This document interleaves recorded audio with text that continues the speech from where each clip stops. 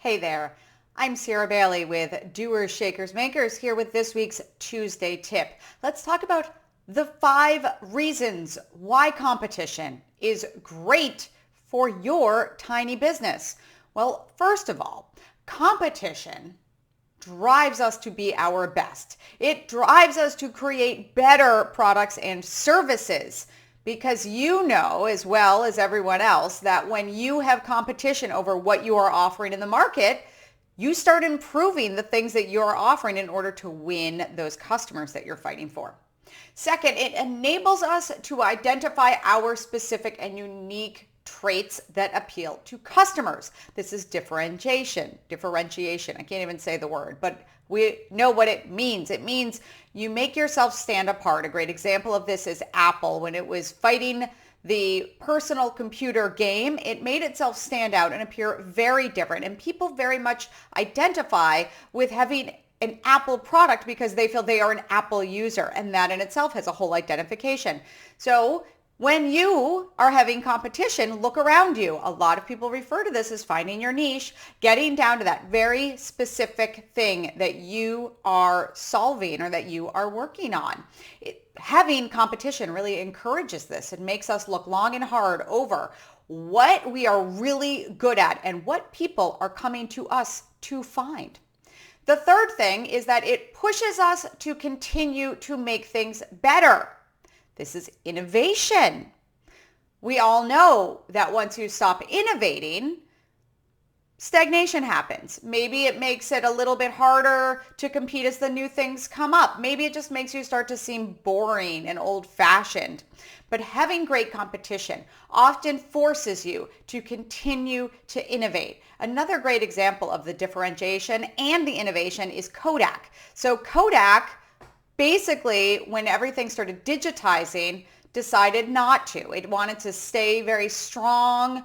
Maybe it did a little bit, but for the most part, it still stayed in film. And it denied the fact that digital was going to be taking over the photo world. And look at what happened to Kodak. So when you have competition, it often stops you from being able to get stuck in what you've been doing forever and really forces you to look at what else you can be doing, to look at what the future things are, to maybe be able to solve the next problem that's coming, or to understand from your customers, what else can I be doing to make your problems go away? Every time that I help you or sell you a product, are you asking for something else, even in a subtle way? Because if so, maybe I can create that too and solve more of your problems, so you're coming back to me more often.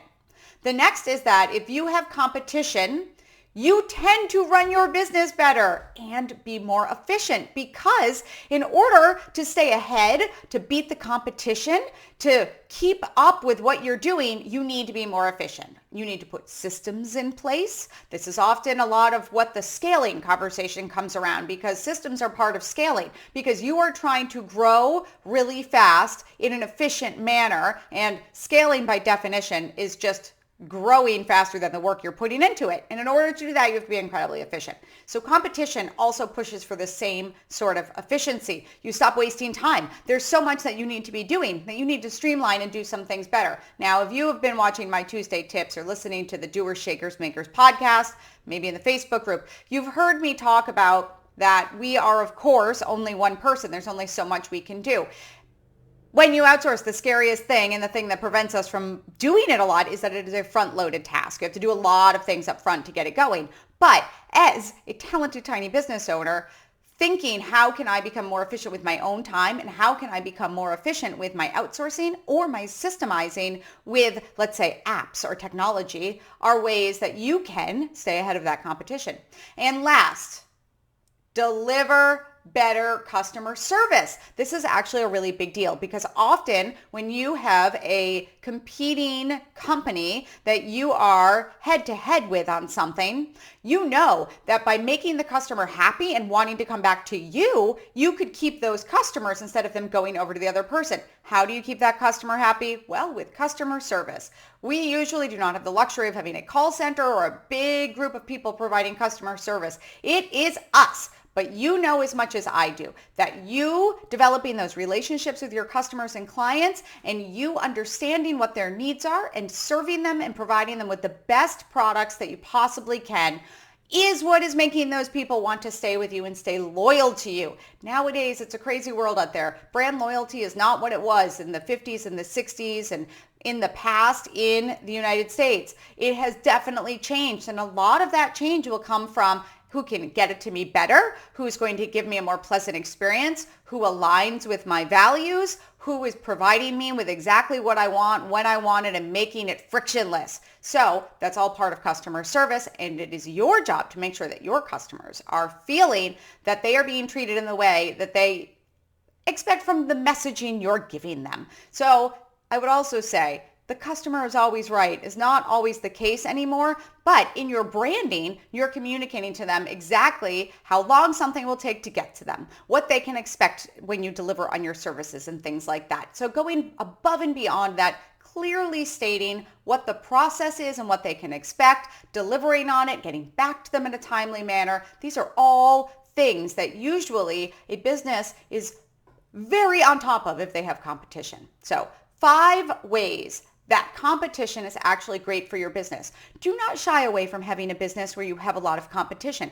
As we've learned today, in just a few minutes, it will make your business be better if you have competition. So you don't necessarily want to be out there doing something that nobody else does. No, you want to have a business that is being the best that it can be, being so in tune to what you specifically can deliver, that is what your customer wants, and based on your unique skills and traits, that people are coming to you because you're putting a twist on it. It is making you, hear my dog, it is making you be innovative with your business. It is making your business run better and more efficiently. And of course, it is making you deliver better customer service. Don't shy away from competition. Bring it on. It will only make you better. I'm Sierra Bailey with Doers, Shakers, Makers. This is another Tuesday tip, and I'll be back next week. If you enjoy this, please subscribe. A video comes out every week, and I'd love to hear from you. Drop a comment right there under the video or reach on out and say hello. Have a fantastic week.